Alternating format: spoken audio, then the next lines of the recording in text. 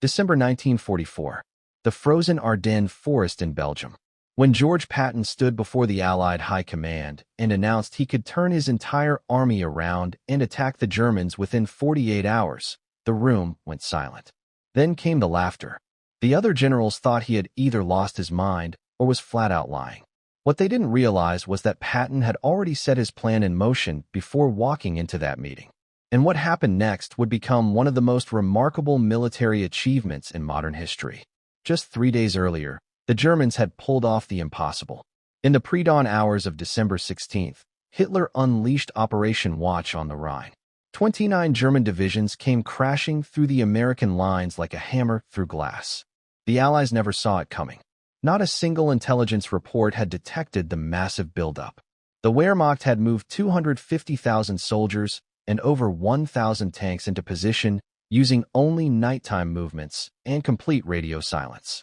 When those forces exploded through the forest, American units were overwhelmed within hours. The German strategy was ambitious beyond reason. Drive 60 miles through Belgium, seize the critical port of Antwerp, and split the British and American armies in half. Hitler believed this single stroke would force a negotiated peace and save his crumbling Reich. Within days, German armored units had punched 20 miles into Allied territory. Command centers fell into chaos. Entire American units were shattered or surrounded. The press would soon call this penetration the Bulge, and it looked like nothing could stop it. But the Germans had made one critical miscalculation.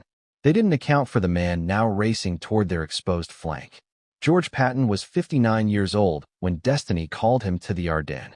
Born into a family with deep military roots, he had spent his entire life preparing for a moment exactly like this. He had studied the great commanders of history obsessively. Napoleon, Alexander, Caesar. He believed with absolute conviction that he was destined to lead armies in desperate conflict. His experiences commanding the first American tank units in World War I had taught him something invaluable. Speed and aggression could overcome almost any disadvantage. Yet Patton's path to this moment had been rocky. His brilliant campaigns in North Africa and Sicily were overshadowed by the infamous slapping incidents, where he struck soldiers suffering from combat stress. The scandal nearly destroyed his career and kept him out of the initial D-Day landings. But the Germans feared him more than any other Allied general. So much so that the Allies used him as the centerpiece of a massive deception operation, convincing the Wehrmacht that Patton would lead the invasion at Calais instead of Normandy. By the time his Third Army entered France in July 1944, he had learned to channel his aggressive instincts more carefully. And those instincts were about to save the entire Allied offensive. On December 19th, General Eisenhower called an emergency meeting at Verdun. The situation was desperate. German forces were threatening the vital crossroads town of Bastogne. If they captured it, the entire region would fall. Eisenhower looked around the room and asked how quickly someone could counterattack. Most commanders hesitated, still trying to grasp the scale of the disaster unfolding before them. Then Patton spoke. He could have 3 divisions attacking northward within 48 hours. The room fell into stunned silence. What he was proposing defied every principle of military logistics. Pulling 6 full divisions out of active combat, turning them 90 degrees, and marching them over 100 miles through the worst winter in decades while maintaining combat readiness. Military experts would have called it impossible. Moving an army while still engaged with the enemy is one of the most difficult maneuvers in warfare. Doing it in freezing temperatures over ice-covered roads seemed like pure fantasy. But Patton wasn't bluffing. What the other commanders didn't know was that he had already anticipated this exact scenario. His intelligence staff had noticed unusual German activity days before the offensive began. While others dismissed the signs, Patton had ordered his team to prepare 3 separate contingency plans for a rapid northward pivot. This was the true mark of his genius. He didn't react to events. He anticipated them. While everyone else was scrambling to understand what had happened, Patton was already several moves ahead. He saw the German offensive not as a disaster, but as an opportunity. The enemy had overextended themselves, creating a massive exposed flank. If he could strike fast enough, he could trap the entire German spearhead. After leaving the Verdun conference, Patton contacted his headquarters and spoke just 2 words. Play ball. That single code phrase activated prearranged orders his staff had prepared days earlier. Within hours, over 133,000 Third Army vehicles began one of the most complex troop movements in military history. The conditions these soldiers faced were almost beyond human endurance. This was the coldest European winter in living memory. Temperatures plunged below -7 degrees Celsius.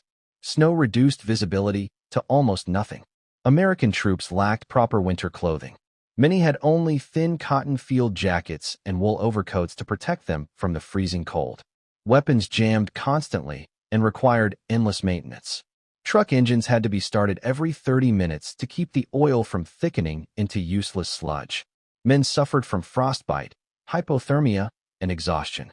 But they kept moving. The 4th Armored Division, the 80th Infantry Division, and the 26th Infantry Division pushed northward through the frozen landscape, followed by convoys carrying over 62,000 tons of supplies. Every mile was a struggle against nature itself. Patton understood that winter combat was as much about morale as it was about logistics. While other generals directed operations from heated command posts, he made himself visible to his troops every single day. He traveled in an open jeep, his only protection against the bitter cold being a heavy winter parka. His face often froze during these inspections, but he refused to stop. Word spread quickly through the ranks. Old blood and guts was out there with them, enduring the same misery they faced. The psychological impact was enormous. Soldiers who might have given up under such brutal conditions found new strength knowing their commander shared their suffering. His words of encouragement became legendary. "We're the finest soldiers in the world," he told them. "This is our finest hour." And remarkably, his men believed him. They believed they could accomplish the impossible because Patton believed it first. Meanwhile, the 101st Airborne Division was fighting for survival in Bastogne. German forces had completely surrounded the town, cutting off all supply routes. The situation grew more desperate by the hour. When German commanders sent a message demanding surrender, Brigadier General Anthony McAuliffe gave a response that would echo through history. One word: nuts.